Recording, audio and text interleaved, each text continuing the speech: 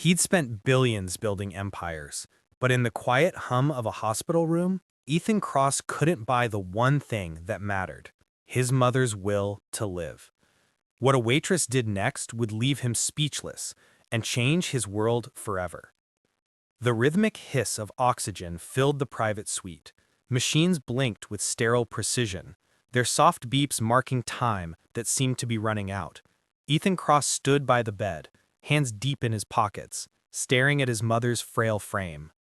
Margaret Cross, once a fierce woman who built his dreams beside him, now looked impossibly small beneath the hospital's white sheets. Her lips were pale, her eyes half closed, and for the fourth day in a row, she refused to eat. "Mrs. Cross," the nurse said gently, "please try a spoonful. Just one." Margaret turned her face toward the wall. Ethan exhaled slowly. He had negotiated billion-dollar mergers, stared down hostile takeovers, but this silence broke him. He glanced at the untouched food tray, salmon, asparagus, and a dessert his chef personally delivered. Money had always solved problems. Until now. That evening, he left the hospital and stepped into the cool city air. The glass towers of his empire glowed above him, indifferent. His chauffeur opened the car door, but Ethan shook his head. "I'll walk." He didn't know why. Maybe he needed to feel small again. The rain had left the streets slick, reflecting neon lights and passing faces. He walked aimlessly until he saw a small diner tucked between a pharmacy and a laundromat, Leela's place. The sign flickered, one bulb dead, but the smell of frying onions and coffee somehow felt alive. He pushed the door open. A tiny bell jingled. Inside, the air was warm, thick with chatter and the scent of butter. A young woman behind the counter looked up. "Hey there, late night?" she asked, smiling, despite the fatigue behind her eyes. Ethan nodded. "Coffee. Black." "Coming right up." Her name tag read Leela. Her movements were practiced, graceful in their exhaustion. When she placed the cup before him, he noticed her hands, slightly rough, a faint burn mark near her wrist. Real hands. Working hands. He took a sip. It wasn't perfect coffee, but it was honest. "You look like you've had a day," she said softly. Ethan hesitated. "No one spoke to me like that." "Something like that." She tilted her head. "Someone sick." His throat tightened. "My mother. She's not eating." Leela's face softened. "I'm sorry." "Doctors can't make her eat," he said, more to himself than to her. "Money can't either." Leela smiled sadly. "Money can't feed the heart." Her words hung between them, quiet but sharp. He looked up, and for a moment, the polished billionaire and the worn waitress were just two people, lost in their own grief. Have you ever seen someone you love fade, no matter what you did? What would you say to them if you had one more chance? Share your thoughts in the comments below. Ethan left the diner a little lighter, though he couldn't say why. The bell chimed behind him as he stepped into the drizzle. He didn't notice Leela watching from the window, her hand resting over her chest, her eyes distant, remembering someone she once tried to save. The morning light filtered through the hospital blinds in thin, sterile stripes. Ethan Cross sat slumped in the leather chair beside his mother's bed, his tailored suit wrinkled from a sleepless night. The untouched breakfast tray sat where the nurse had left it, oatmeal cooling, fruit untouched. He stared at his phone screen, an endless scroll of meetings, calls, deals. None of it mattered. The door creaked open. Dr. Keller stepped in, his tone careful. "She still refuses?" Ethan nodded. "We've tried supplements, IV nutrition. She's giving up, Mr. Cross." "I'm sorry." Ethan's jaw tightened. "So what now?" Dr. Keller hesitated. "Sometimes the body listens when the heart does." He placed the hand on Ethan's shoulder before leaving. The phrase lingered, when the heart listens. That afternoon, after hours of failed persuasion and helpless pacing, Ethan left again. He found himself back at the diner. The same bell chimed as he entered. Leela looked up, her brown hair tied back, apron smudged with flour. "You again," she said with a small smile. "Coffee?" He nodded, but this time he didn't sit in silence. "You ever watch someone just stop wanting to live?" Her hands paused mid-pour. She set the pot down gently. "Yeah, my mom." He looked up sharply. "She stopped eating after my dad passed," Leela continued softly. "Grief does that. It shuts the body down. I tried everything. Then one day I stopped trying to feed her with food and just fed her with company, stories, laughter, memories." Ethan's chest tightened. "Did it work?" She smiled faintly. "For a while. She ate a little, said the soup tasted like home." He rubbed his temple. "Home," he muttered. The word felt foreign. She studied him. "What's your mom's favorite food?" "I don't know," he said, voice cracking. "It's been years since she cooked, or since I sat down with her for dinner." She bit her lip, a spark of resolve forming in her eyes. Maybe that's the problem. That night, after closing, she stayed behind in the quiet diner.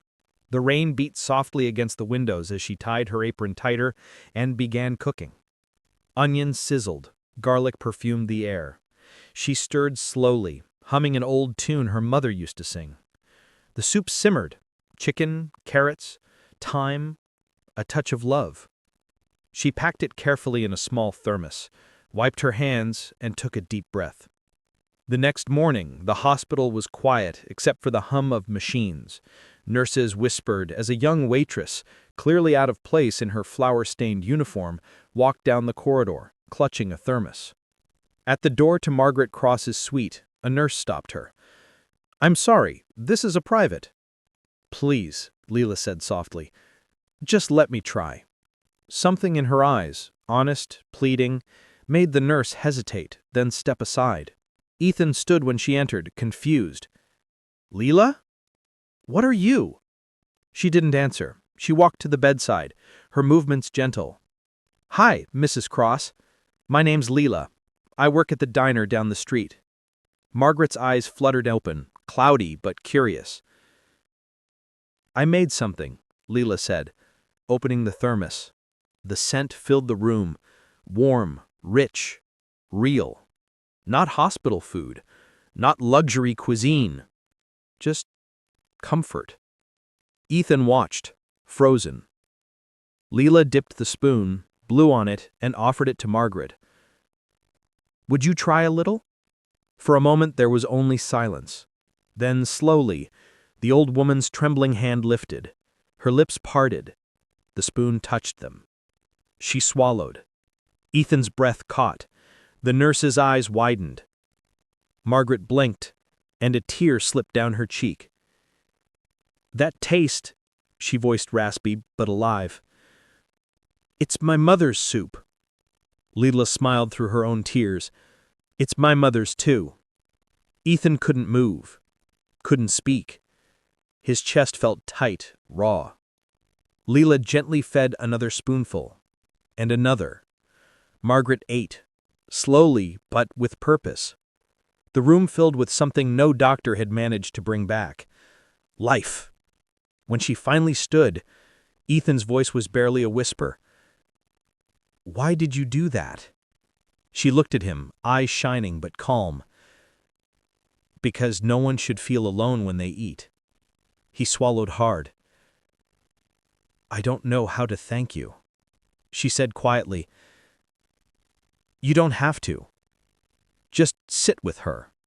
Talk to her. She's been hungry for you, not food." And then she left just like that, leaving behind an empty thermos and a man who suddenly didn't feel rich at all. That night, Ethan sat beside his mother again. She slept peacefully, color returning to her cheeks. On the nightstand sat the thermos, the faint aroma of soup still lingering. He reached for her hand, thin, cold, but real, and whispered, "I'm sorry I forgot what home tastes like."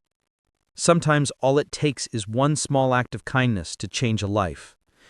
If you were in Leela's place, what would you have done for Ethan's mother? Comment your thoughts below. The next morning, Ethan woke to something he hadn't heard in days, his mother's voice. "Ethan," she said weakly. He turned. "Mom?" She smiled faintly. "That girl. She reminded me of your father's favorite soup." Ethan's eyes burned. "You liked it?" She smiled. "I loved it." For the first time in a long while, Ethan smiled too. But behind that smile was a new feeling, humility, a need to understand who that waitress really was and why her compassion felt like grace. The following week felt like the first light after a storm. Margaret Cross began eating small portions each day, broth, bread, fruit. The doctors were quietly astonished. "She's responding better than we expected," Dr. Keller told Ethan. "Whatever changed, don't let it go."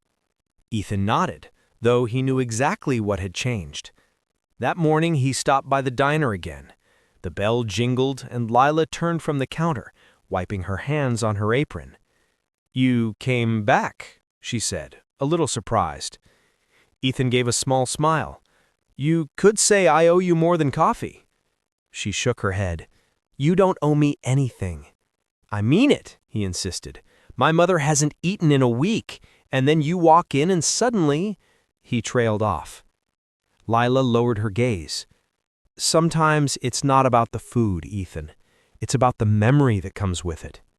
He nodded slowly, studying her. "You said your mom made that soup?" "Yeah." Her smile softened. "Every Sunday, she'd make enough to feed half the street. Said no one should ever eat alone." Something in Ethan's chest tightened. "She sounds like someone my mom would have liked." "She would have liked you too," Lila said gently, "if you just put the phone down long enough to eat." He laughed quietly, a sound he hadn't made in days. It felt strange, foreign, but good. Days turned into weeks. Margaret grew stronger, her appetite returning. Every few days, Lila visited, sometimes bringing soup, sometimes just her laughter. She had a way of filling the sterile hospital room with warmth money couldn't buy. But not everyone approved. "Mr. Cross," Dr. Keller said one afternoon, closing his clipboard, "I understand this young woman's presence seems to comfort your mother, but she's not authorized medical staff." "She's helping," Ethan said firmly. "With respect, your mother's health is delicate. The hospital can't be responsible for untrained visitors." Ethan exhaled sharply. "Then I'll take responsibility." "Very well," the doctor said cautiously. "Just be careful. People might talk." Ethan frowned. "Talk? About why a billionaire's mother is being fed by a diner waitress?" Ethan froze. The words stung because they carried truth. The world loved stories like that. Later that evening, his assistant called. "Sir, the Post wants a statement about this waitress, Lila Hart. They say she's been visiting your mother daily." Ethan clenched his jaw. "No statement, and tell security not to bother her." He hung up, anger simmering beneath the surface. He wasn't angry at Lila. He was angry at the world's cruelty, how easily it twisted kindness into spectacle. When he returned to the diner that night, Lila was wiping down tables. "They're writing about you," he said quietly. She sighed. "I saw. Guess it's news when someone cares these days." Ethan sat down. "I'm sorry. I should have protected you." "You don't have to apologize," she said. "They can talk. I didn't do it for them." He looked at her, really looked at her, past the tired eyes, past the worn apron, into someone who had lost everything and still chose kindness. "You could have ignored me that night, but you didn't. Why?" Lila hesitated. "Because I saw the same look in your eyes that my mom had before she passed. That kind of pain, it doesn't need pity. It needs company. He swallowed hard. You lost her recently?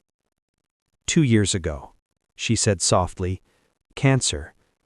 She used to say life's richest people aren't the ones with the most, but the ones who give most of themselves.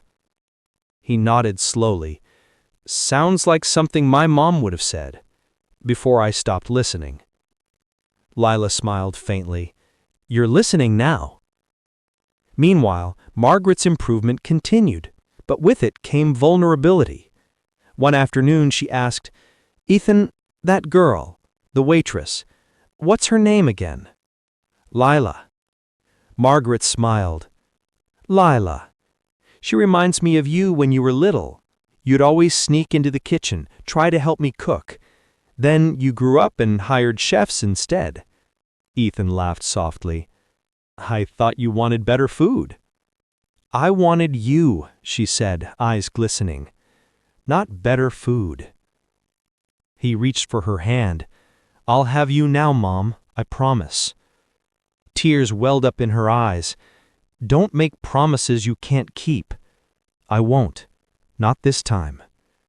A few days later, a news van parked outside the diner. Cameras pointed toward the door. Lila froze as reporters shouted questions. Is it true you're dating Ethan Cross? Did he pay you to visit his mother? Are you using this for attention? Ethan arrived moments later, stepping between her and the cameras. Enough, he barked. Leave her alone. He turned to her, voice softening. I'm sorry. I should have seen this coming. She shook her head. They don't scare me. What scares me is your mom thinking this is my fault. He took a breath. She doesn't. She knows your heart. For the first time, she looked uncertain. And do you? He froze. Because I can handle the world's noise, but I can't handle being a story instead of a person. His silence said everything. That night he sat by his mother's bedside, the glow of his phone lighting his face as headlines scrolled past. Billionaire's mother saved by Waitress, love or charity. Mystery soup sparks miraculous recovery. Margaret stirred. Ethan, why are you letting them hurt that girl?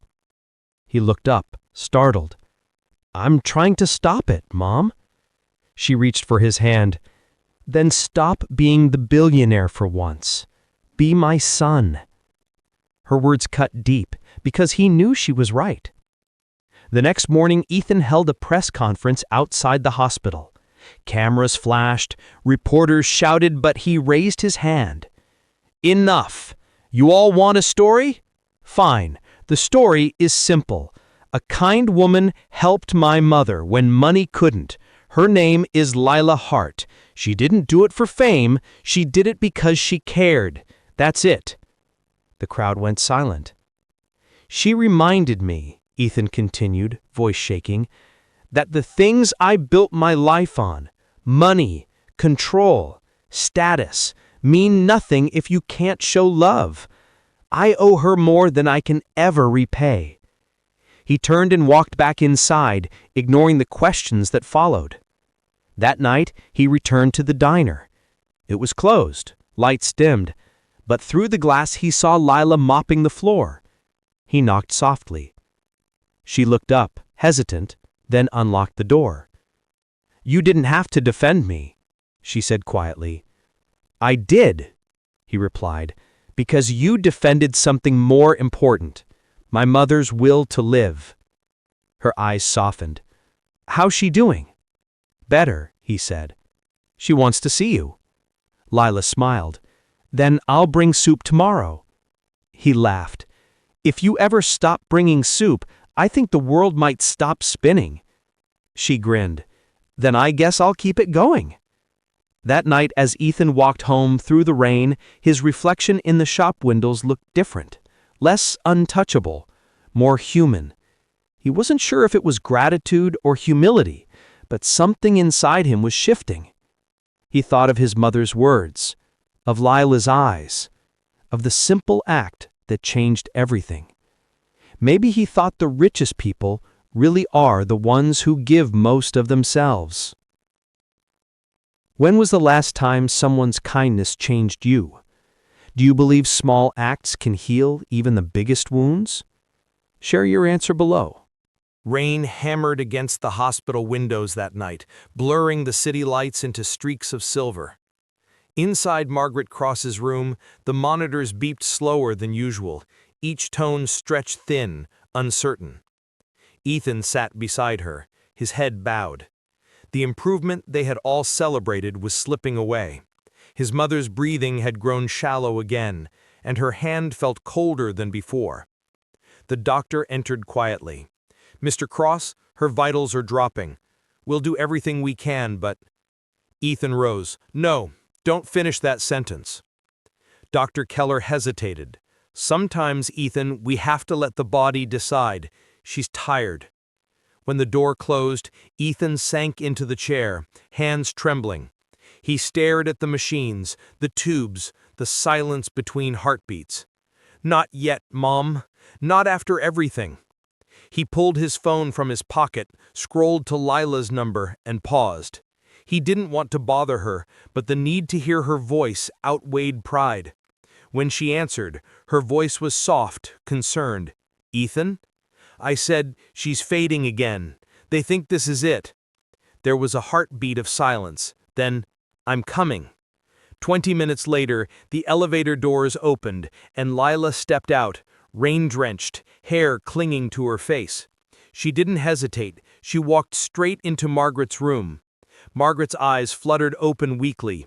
When she saw Lila, a faint smile touched her lips. "You came back." "Of course I did," Lila said, sitting by her side. "You think I'd let you give up now?" Ethan stood nearby, shoulders tense, watching them, two women from opposite worlds connected by something money couldn't define. Lila took Margaret's hand. "You remember what I said about my mom?" Margaret nodded faintly. "She always told me, don't leave people hungry for your love. You've still got people hungry for yours." Tears filled Margaret's eyes. "I was so hard on him," she whispered. Ethan stepped closer. "Mom." Her voice broke. "You wanted to show me the world, Ethan. I just wanted my boy." He knelt beside her, emotion rising like a wave. "I thought I was giving you everything, but I gave you distance instead." She reached for his face, frail fingers trembling. "You gave me a son I could be proud of. Now I just need you to forgive yourself." He took her hand and pressed it to his cheek. "I can't lose you yet." Lila placed a gentle hand on his shoulder. "Ethan, she doesn't want to be saved with machines. She wants peace, with you." He looked at her desperate. "What do I do?" "Talk to her," Lila said softly. "Not as a billionaire, as her son." The room quieted except for the rain outside. Ethan took a deep breath. "Mom," he said, voice shaking, "do you remember the night Dad died?" Margaret nodded weakly. "I was so angry," he said. "I blamed you. I threw myself into work because I thought if I built enough, earned enough, maybe I'd feel less hollow." Her lips quivered. "I knew. I watched you disappear behind your empire." Tears welled in his eyes. "I didn't just disappear, I ran. From you, from everything that hurt. I thought success would heal it, but all it did was make me forget how to love." He looked at Lila, then back at his mother. "She reminded me what it looks like, to care without reason, to give without expecting anything back." Margaret smiled faintly. "She's special." He nodded. "So are you." Her breathing steadied slightly, and for a fleeting moment, she looked peaceful. "I missed your voice," she whispered. He squeezed her hand. "Then I will never stop talking again." Lila turned away, tears slipping down her cheeks. Hours passed. Margaret slept, her breathing fragile but even. Ethan and Lila sat in silence, the storm outside beginning to fade. "I was scared," Ethan admitted quietly, "scared of losing control, scared of feeling helpless." Lila looked at him. "Sometimes the only control we have is choosing to love anyway." He nodded slowly, eyes glistening.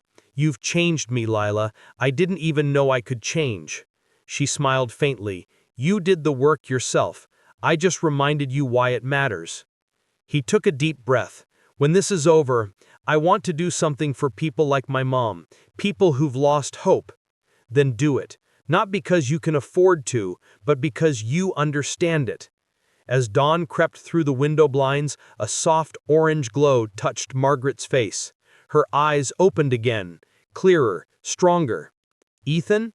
He leaned in. "I'm here." "You look tired," she murmured. "You should sleep." He smiled. "Not until you eat breakfast." Lila chuckled quietly, setting down a small container she'd brought. "Chicken soup, extra thyme, the good stuff." Margaret's lips curved into a faint smile. "My favorite." Ethan held the spoon as Lila guided him. "Go on," she whispered. His hand trembled slightly as he lifted the spoon to his mother's lips. She took a sip, swallowed, and closed her eyes. "Perfect," she said. Ethan laughed softly, tears falling freely. "You're impossible." Margaret smiled. "You get that from me." The tension that had filled the room for weeks began to dissolve. The heart monitor's rhythm steadied. Dr. Keller peeked in, startled. "Her vitals are stabilizing. I don't know how, but—" Ethan smiled. "Maybe because she finally got fed the right way." The doctor nodded slowly, a rare smile crossing his face. "Whatever it is, keep doing it." When the doctor left, Lila quietly gathered her things. "I should go. Let you two have this moment." Ethan turned. "Wait." She stopped at the door. "I don't know how to repay you." She shook her head. "Don't. Just keep being the son she deserves." He stepped closer, voice low. "You've done something no amount of money could do. You gave me back my family." Her eyes softened. "Then promise me one thing. Anything. Use your wealth to feed more than stomachs. Feed hearts." He nodded, voice thick. "I will." She smiled, then slipped out the door, leaving behind the faint scent of soup and hope. Ethan turned back to his mother, who was drifting peacefully to sleep. He sat down, took her hand, and whispered, "You were right, Mom. The richest people aren't the ones who own the most. They're the ones who give the most." And for the first time in his adult life, Ethan Cross felt full. 2 months later, sunlight poured through the tall glass windows of St. Michael's Hospital. Not sterile or cold this time, but golden, alive. Margaret Cross, thinner but radiant, sat near the window in a wheelchair, wrapped in a pale blue shawl. A soft breeze lifted her silver hair as she looked down at the courtyard below. Ethan stood behind her, dressed simply, no tailored suit today, just jeans and a white shirt. He looked 10 years younger, the weight of old grief finally lifted from his face. Below, workers were installing a new sign on the courtyard wall. The Lila Foundation. Nourish Hope. Margaret smiled faintly. "You did it." Ethan nodded. "We did. You and Lila inspired it." The foundation's mission was simple but powerful: to provide free meals and emotional support to hospital patients and their families, people who, like Margaret, had lost the will to eat because they had lost something deeper: hope. He watched as volunteers set up tables of food, fresh soups, fruits, sandwiches, and steaming mugs of tea. The first visitors, a group of tired nurses and anxious relatives, approached cautiously, then smiled as they were greeted with warmth and food. Margaret's eyes glistened. "Your father would be proud." Ethan rested his hands on her shoulders. "I think he'd say it's about time I started feeding more than my ego." She chuckled softly. "You always were dramatic." He laughed too, then grew thoughtful. "It's strange, Mom. I've built skyscrapers, bought companies, but this feels like the first real thing I've ever built." Margaret reached for his hand. "That's because this one has a heartbeat." Lila appeared from the courtyard, her apron dusted with flour, her hair tied up messily. She was helping serve bread to patients and families, laughing with a group of kids as if she'd known them forever. When she spotted Ethan and Margaret watching from above, she waved. Ethan waved back, smiling in a way that softened even the sharpest corners of his soul. "You should go," Margaret said gently. "She looks like she's been mating for you." He hesitated. "You'll be okay up here?" Margaret smirked. "I've got nurses, books, and sunlight. I'll manage." He kissed her forehead and whispered, "I love you." Her eyes shimmered. "I know." Down in the courtyard, laughter mixed with the smell of soup and bread. The air felt warm, alive with stories and second chances. Ethan approached the serving table just as Leela ladled soup into another patient's bowl. "Smells better than anything I've ever ordered at a 5-star restaurant," he said. Leela looked up, teasing. "That's because this one comes with compassion. We charge extra for that." He chuckled. "I can afford it." "Not everything's for sale, Mr. Billionaire," she said, smirking. He grinned. "I've learned that lesson, thanks to you." She handed him a bowl. "Here, try this." He took a sip. Rich, savory, comforting. He said, "You know, it's funny. This soup probably saved my mother's life." Leela tilted her head. "No, Ethan. Love did."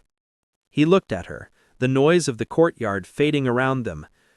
"Then maybe I should stop pretending I don't know what that word means." She raised an eyebrow. "And what does it mean to you?" He took a step closer. "It means someone who gives without asking. Someone who listens when the world is too loud. Someone who shows up, rain or shine." Her voice softened. "You're describing me, aren't you?" He smiled. "I'm trying to." They both laughed, the tension between them replaced by something quiet and certain. Later that afternoon, the courtyard was alive with stories, volunteers sharing laughter, patients eating freely, sunlight warming every table. Ethan stood at a small podium to address the gathering. Leela stood beside him, arms crossed, smiling faintly.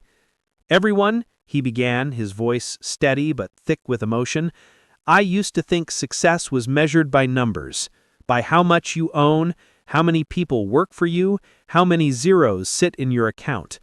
But the truth is, none of it matters if you're starving where it counts, in here."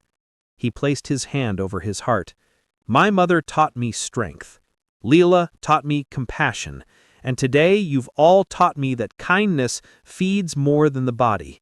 It feeds the soul." The crowd applauded softly, Margaret watching from her window above, clapping along with tears streaming down her face. Ethan looked up at her and smiled. For once, no words were needed. As the event wound down, the sky began to shift, sunset painting the courtyard in orange and rose gold. The volunteers packed up the tables, laughter echoing across the stone paths. Ethan and Leela walked together toward the garden, the scent of jasmine in the air. She stopped beneath a flowering tree. "You did it, Ethan. You really changed." He smiled. "No, we did." She looked at him curiously. "What happens next?" He thought for a moment and then said softly, "I keep learning how to give. Maybe with you beside me?" She hesitated, then smiled. "Careful, that sounds like a proposal." He grinned. "Maybe it is." She laughed, shaking her head. "Let's start with dinner first." He offered his arm. "Deal, but I'm not letting you pay." Her eyes sparkled. "We'll see about that." As they walked off together, Margaret watched from her window, the reflection of her son and the waitress merging in the glass, a symbol of everything she had hoped for: connection, compassion, and healing. She whispered softly to herself, "Thank you, Leela." And for the first time in a long time, she felt completely at peace. That night, as city lights twinkled below, Ethan sat by his mother's bedside again. "Do you ever think," he said quietly, "that everything happens for a reason?" Margaret smiled. "Maybe not for a reason. Maybe for a reminder." He frowned slightly. "A reminder of what?" "That even the richest hearts need feeding sometimes." Ethan nodded slowly, eyes glistening. You're right. And I'll never forget who reminded me first.